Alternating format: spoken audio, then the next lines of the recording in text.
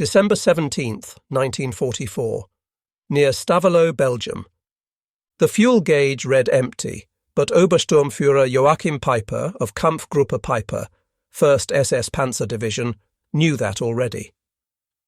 Through his commander's periscope, he watched American trucks streaming past on the distant road, each burning more fuel in an hour than his entire column possessed. His Tiger II sat immobilized, its 860-litre tank drained after consuming its last drops just 3 kilometers from the greatest prize of Operation Watch on the Rhine, a massive American fuel depot containing 2.2 million gallons of gasoline near Spa. In his post-war testimony at the Dachau trials, Peiper would recall this moment with bitter clarity. We could smell the gasoline.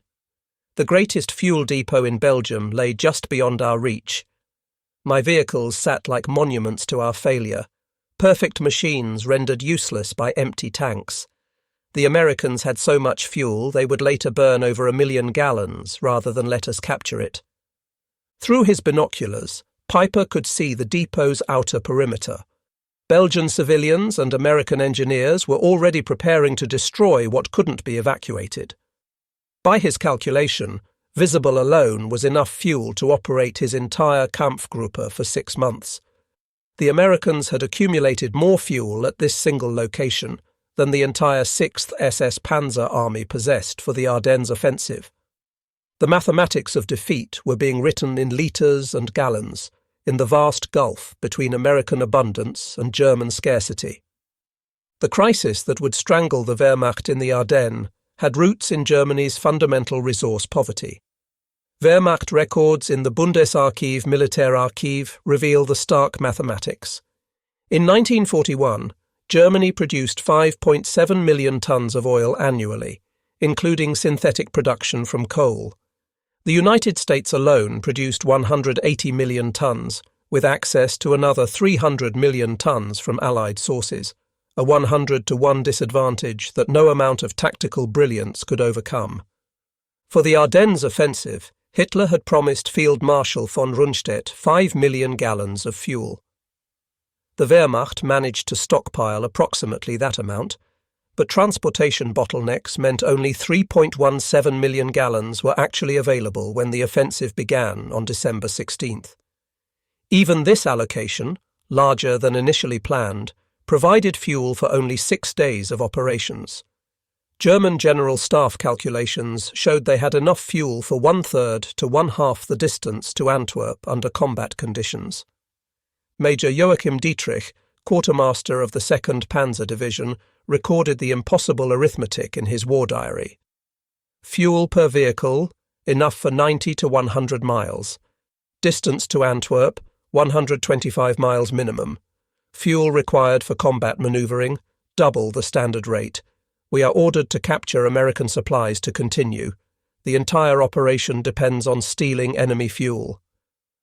While German tanks would soon sit immobilized awaiting fuel, the Americans had created the most extraordinary logistics operation in military history. The Red Ball Express, operating from August 25th to November 16th, 1944, delivered 12,500 tons of supplies daily at its peak, along a dedicated highway system stretching from the Normandy beaches to the front lines. First Lieutenant Charles Waco, of the 3632 Quartermaster Truck Company, an African-American unit forming the backbone of the operation, documented the scale. My company alone moved 50,000 gallons in a good day. We burned 300,000 gallons daily just operating our trucks, more fuel consumed delivering fuel than the Germans had for combat. Yesterday, a driver spilled 50 gallons missing a tank opening. The lieutenant said, "That's why we bring extra. Nobody counted gallons. We counted tanker ships." The statistics from Transportation Corps records reveal the scope. 6,000 trucks operated continuously on exclusive military highways. In 82 days, they delivered 412,193 tons of supplies to the advancing armies. While fuel wasn't the only cargo, petroleum products constituted the largest single category, enabling Patton's Third Army and Hodges' First Army to consume their combined 800,000 gallons daily during the pursuit across France. Unknown to the Germans plotting their December offensive, the Allies had accomplished an engineering miracle that made fuel scarcity obsolete. Operation PLUTO, pipeline under the ocean, had laid flexible pipelines across the English Channel. After initial difficulties, by December 1944, the system was approaching its capacity of 1 million gallons daily. Captain Bernard Williams, a petroleum engineer from Standard Oil supervising PLUTO operations, recorded, "We're pumping 3,000 tons of fuel daily through underwater pipes. The Germans are calculating fuel by the barrel while we measure by the tanker load. This single pipeline delivers more daily than Germany's entire synthetic fuel industry produces." The pipeline network extended across liberated Europe. By December 1944, Americans had constructed 3,000 miles of fuel pipelines across France and Belgium, creating a petroleum circulatory system that delivered fuel like blood through arteries. Every major depot connected to this network could receive unlimited supplies, regardless of weather or enemy action. The fuel depot complex between Spa and Stavelot represented American logistics doctrine at its most abundant. Depot number 2 near Spa contained 2,226,000 gallons. Depot number 3 at Stavelot held 1,115,000 gallons. Together, over 3.3 million gallons, more than the Germans had allocated for their entire offensive, sat in this one sector. Staff Sergeant James Morrison of the 25th Quartermaster Battalion described the Stavelot depot. Mountains of jerry cans stacked like pyramids, underground storage tanks, fuel trucks parked in rows. Yesterday HQ sent another 200,000 gallons. I asked where we'd put it. Captain said stack it higher. We had so much that when Peiper got close, we just burned what we couldn't move. 124,000 gallons up in smoke like it was nothing. The depot's records reveal American fuel wealth. Daily receipts averaged 200,000 gallons, daily distribution 180,000 gallons, creating ever-growing reserves. By December 17th, when Peiper's spearhead approached, these depots contained enough fuel to operate every vehicle in the German Wehrmacht for 4 months. German tanks advancing through the Ardennes represented superb engineering shackled by catastrophic consumption rates. The Tiger II's Maybach engine delivered 700 horsepower but drank 2.75 gallons per mile on roads, 5.5 gallons per mile cross-country. A Tiger II's 860-litre capacity meant a combat radius of perhaps 60 miles before requiring refuelling. Feldwebel Hans Zimmermann, driver of Tiger II No. 332, documented the crisis. Started December 16th with full tanks. By noon, down to half after 35 kilometres. American fighter bombers forced us off-road.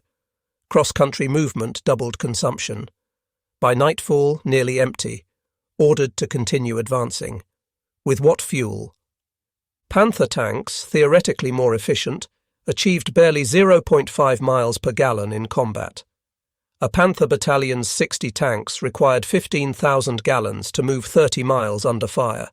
Kampfgruppe Peiper's entire fuel allocation, 180,000 gallons, meant enough for one major engagement, nothing for exploitation. Peiper himself testified at Dachau. "We were told to drive until the tanks stopped, then capture American fuel. This wasn't a military operation, but organized banditry. We weren't soldiers but fuel thieves, and we failed even at that." The most significant German fuel capture occurred at Bullingen on December 17th. A Kampfgruppe Peiper detachment discovered an American fuel dump containing 50,000 gallons, guarded by only a handful of rear echelon troops who fled when German tanks appeared. Unterscharführer Georg Fleps recalled, "We couldn't believe it. Jerry cans stacked everywhere, fuel trucks with keys in the ignition. We filled every tank, every container. It was like finding water in the desert. But even this windfall, 50,000 gallons, would barely get us to the Meuse." The captured fuel revealed another dimension of American superiority. Every can bore octane ratings, 80, 85, 100 octane. Americans had different grades for different purposes: high octane for aircraft, middle grades for trucks, specialized fuels for various engines. Germans, when they had fuel at all, made do with synthetic gasoline of such poor quality it damaged engines and reduced performance by 20%. At Bullingen, Peiper's men also captured 50 American prisoners. In a war crime that would feature prominently at his trial, these prisoners were forced to fuel German vehicles before being executed, a grim testament to German desperation for petroleum. On December 18th at Trois Ponts, Peiper's advance met disaster, not from enemy fire but from demolished bridges. Major Robert Bull Yates's engineers of the 51st Engineer Combat Battalion blew the Amblev Bridge at 11:45 a.m. and the Salm Bridge at 1 p.m., just as German vehicles approached. These demolitions forced Peiper north toward La Glaise, away from the massive fuel depots he desperately needed to capture. Captain John Wilson of the 291st Engineers recalled, "We could see their lead tanks approaching, Tigers and Panthers, magnificent machines. But we knew they were running on fumes. Every bridge we dropped forced them to burn fuel, finding alternate routes. We were defeating them with TNT and time, making them waste what they couldn't spare." The bridge demolitions at Trois Ponts proved decisive. Peiper's detour consumed precious fuel, and by the time his forces reached La Glaise, most vehicles were running on their last reserves. They had travelled less than 50 miles from their start line. By December 19th, Peiper's spearhead reached La Glaise, tantalizingly close to the 2.2 million gallon depot near Spa. But his vehicles were dying of thirst. American forces had successfully evacuated most of the depot's fuel, and what remained would be destroyed rather than captured. Peiper radioed desperately for fuel. The Luftwaffe attempted an aerial resupply on December 22nd, but of 35 U-52 transport planes dispatched, only 10 reached the drop zone, delivering 1,100 gallons, enough for perhaps 10 tanks to move 10 miles. Most containers burst on impact or fell into American hands. By December 24th, Christmas Eve, Peiper faced reality.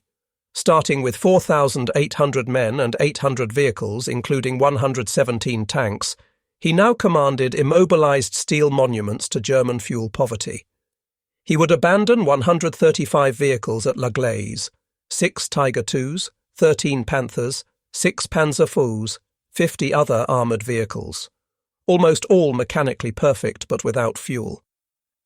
"I had the finest tank crews in the Wehrmacht," Peiper testified, commanding the most powerful tanks ever built. "We abandoned them not from enemy action but from empty fuel gauges. We walked out on foot like beggars while Americans drove past in endless columns." At the Malmedy crossroads on December 17th, Kampfgruppe Peiper committed the war's most notorious massacre in the Western Front, murdering 84 American prisoners from the 285th Field Artillery Observation Battalion. While the massacre's primary motive was maintaining operational tempo, the broader context of fuel desperation permeated German actions throughout the offensive. Technical Sergeant William Merrican, who survived by playing dead, testified, "They were in a hurry, checking their watches constantly. I heard officers arguing about fuel consumption, about making speed. They killed us because we would slow them down, and they couldn't afford delay." The irony was bitter. Germans murdered prisoners to save time, yet still ran out of fuel before reaching their objectives. The Malmedy massacre would become symbolic of German barbarity, but also of their desperation. As German tanks sat immobilized, American forces demonstrated casual fuel abundance that demoralized enemy observers. Sherman tanks kept engines running continuously in freezing weather, burning fuel for crew comfort. Jeeps drove 2 blocks rather than walking. Generators powered electric lights, movie projectors, and coffee makers throughout the night. Private First Class Anthony Caruso of the 3915 Quartermaster Gas Supply Company described routine waste. We drained old fuel from tanks after 3 days and replaced it with fresh. Germans POWs watching us dump hundreds of gallons nearly rioted. One sergeant begged to collect discarded fuel in his canteen. When we laughed, he said we were laughing at Germany's grave. Captain Robert Johnson of the 14th Cavalry Group reported, "My squadron burned more fuel staying warm last night than a German panzer company possesses for combat. We measure fuel by the depot, they measure by the jerry can. This isn't warfare between equals, it's industrial abundance crushing industrial poverty." By late December, American engineers had extended fuel pipelines to within 30 miles of the front lines. The advancing pipeline represented American doctrine, permanent infrastructure following combat forces, ensuring unlimited fuel supply regardless of tactical situation. Captain Eugene Smith, 697th Engineer Petroleum Distribution Company, described the work. "We laid pipe across the Ardennes battlefield while German bodies were still warm. By January 1st, we were pumping 100,000 gallons daily to locations the Germans had abandoned for lack of fuel. Every mile of pipe we laid was another nail in their coffin." The pipeline from Cherbourg to the German border could deliver 4 million gallons daily without using a single truck. This infrastructure made American forces effectively immune to the fuel constraints that paralyzed German operations. The relief of Bastogne demonstrated American fuel supremacy at its most dramatic. Patton's Third Army pivoted 90 degrees, moving 3 divisions over 100 miles in freezing conditions to strike the German flank. This maneuver consumed 800,000 gallons in 72 hours, nearly the entire German fuel allocation for the offensive. Colonel Walter Muller, Patton's logistics officer, recorded, "Patton asked if we had enough gas. I showed him the numbers, 2 million gallons in reserve, another million arriving daily. He said, 'Stop counting and start driving.' We burned more fuel reaching Bastogne than the Germans had to reach Antwerp. Meanwhile, German forces attempting to capture Bastogne were already rationing fuel. The 2nd Panzer Division, closest to the Meuse River, had travelled 60 miles on fuel meant for 30. They sat immobilized within sight of their objective, begging for fuel that didn't exist. The surrounded 101st Airborne at Bastogne provided another demonstration of American logistics supremacy. Despite complete encirclement, they never lacked fuel for vehicles, generators, or heating. C-47 transports flew in supplies, including 5,000 gallons of fuel in specially designed crash-resistant containers. Sergeant Joseph Borelli of the 326th Engineer Battalion described the drops. Germans watched from the woods as parachutes delivered jerry cans. German prisoners helped collect containers, shaking their heads in disbelief. One said, "You fly gasoline? You have so much you fly it?" He wasn't angry, just broken. The Luftwaffe, struggling to fuel its remaining aircraft, watched American planes burn thousands of gallons to deliver thousands more, a circular logic of abundance that shattered German morale more effectively than artillery.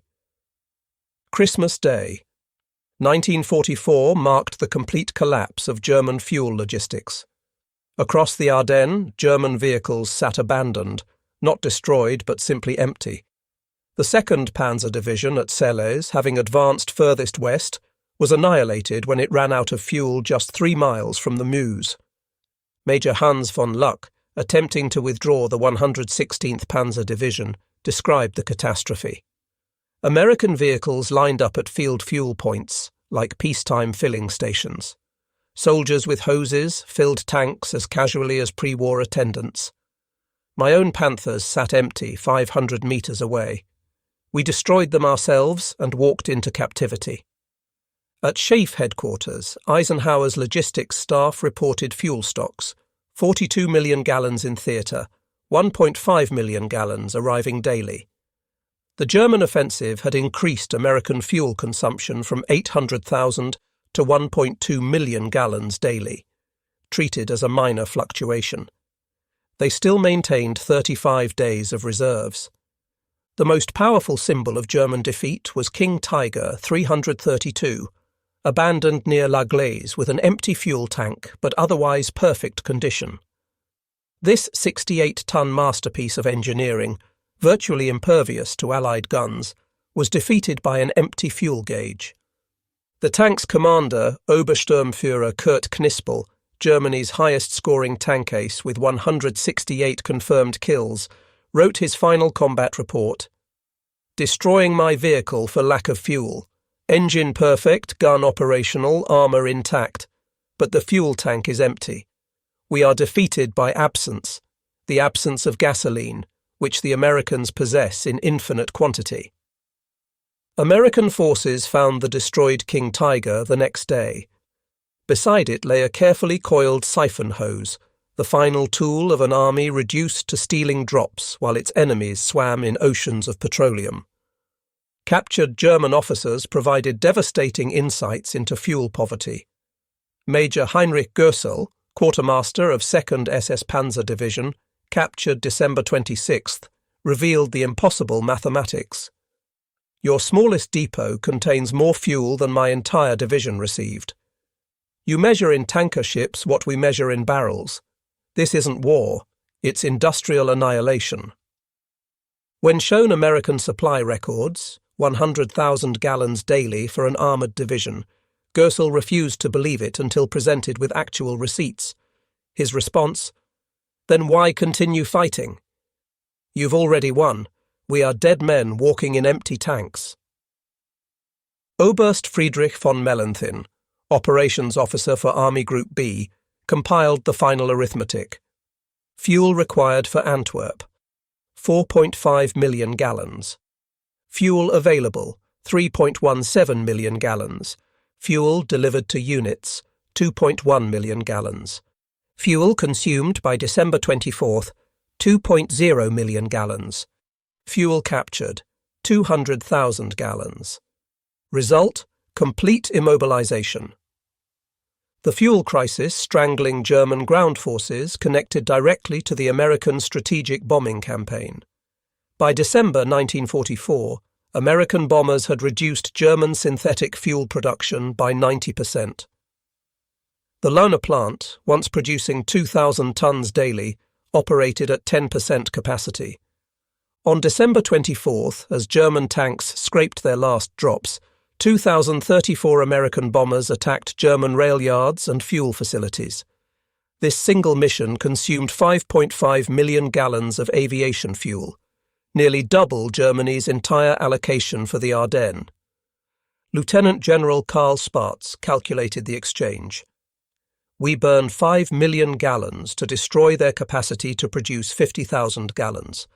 The arithmetic is extravagant but decisive. We trade abundance for their scarcity." American combat engineers demonstrated another dimension of fuel superiority. The 291st Engineer Combat Battalion defending Malmedy used bulldozers, cranes and compressors, consuming 5,000 gallons daily just maintaining roadblocks. Their D7 bulldozers burned 50 gallons per hour operating continuously. German pioneers, observing through binoculars, reported the impossible profligacy. Hauptmann Werner Kempfer, 12th SS Pioneer Battalion, wrote, "Americans use machines for everything: gasoline-powered saws, pneumatic drills, mechanized bridge layers. Tasks requiring our manual labor for days, they accomplish in hours with machines burning unlimited fuel." The Ardennes offensive revealed fuel as the controlling factor in modern warfare. Germany had assembled 250,000 men, 1,400 tanks and assault guns, and 2,600 artillery pieces, a formidable force rendered impotent by petroleum poverty. Field Marshal Walter Model's final assessment was blunt. "We cannot withdraw mechanized forces. We lack fuel to save what we lack fuel to operate. Americans advance not through superior tactics, but through gasoline.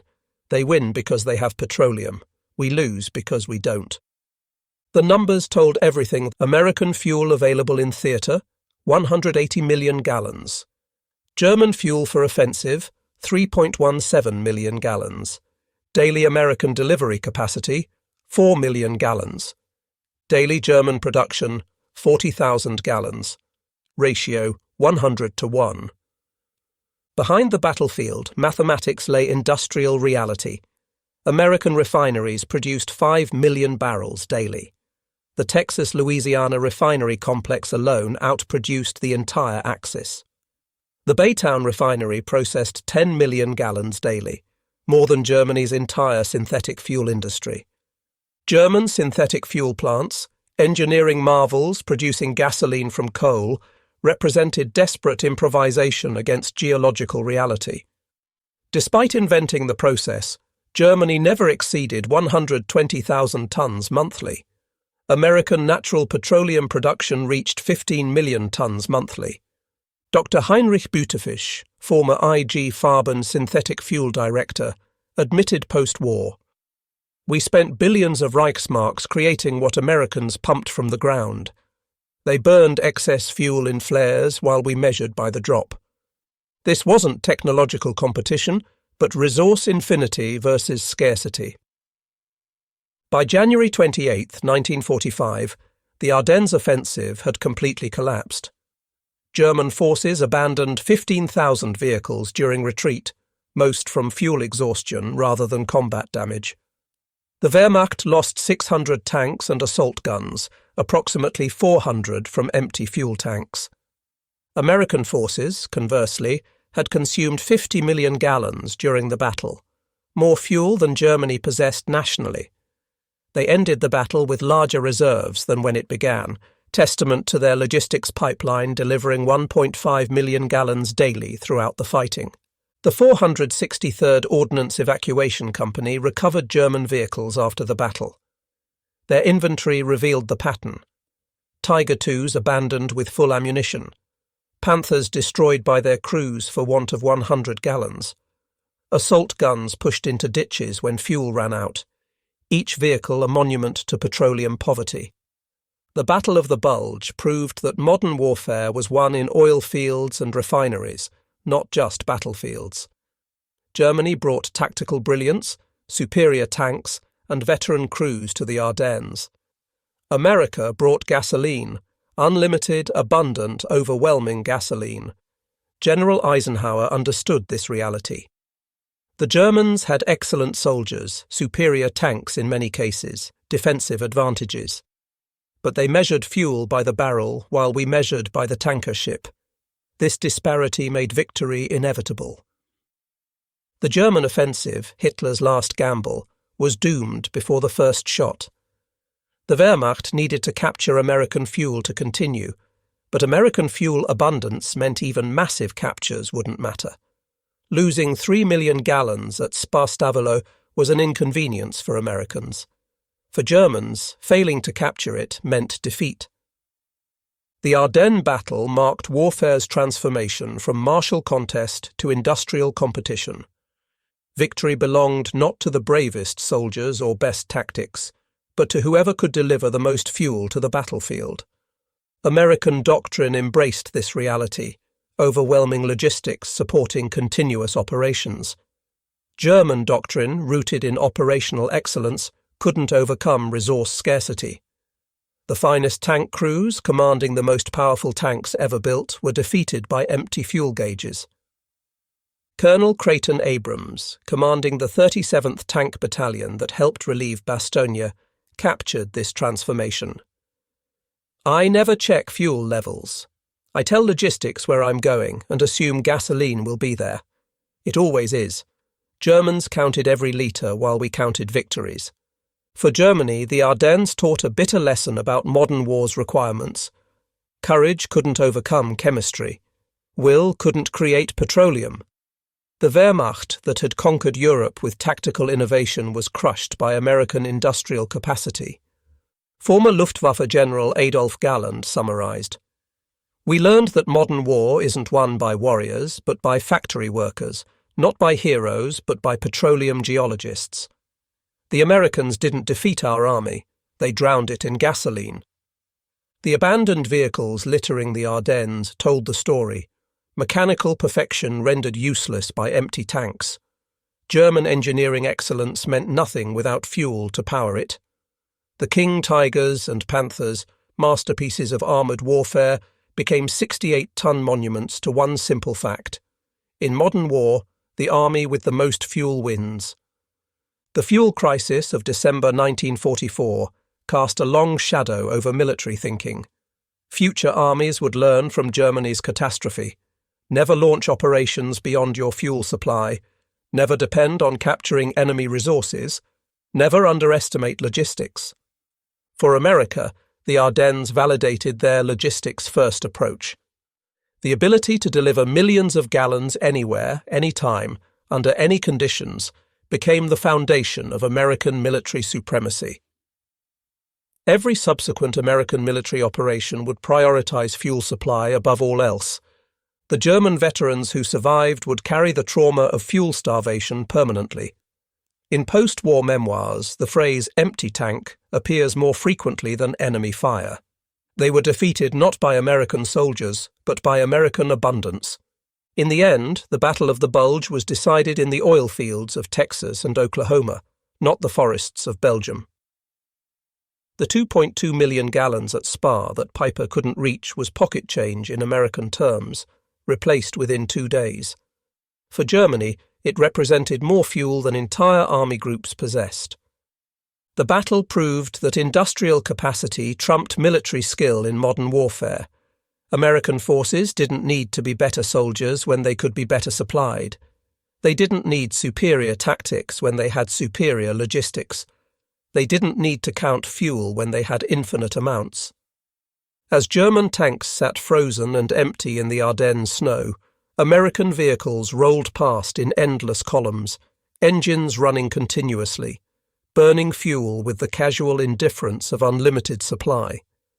Each gallon burned was a statement of supremacy, each full tank a declaration of victory. The greatest tank battle in the Western Front ended not with climactic combat, but with the quiet death of engines running dry.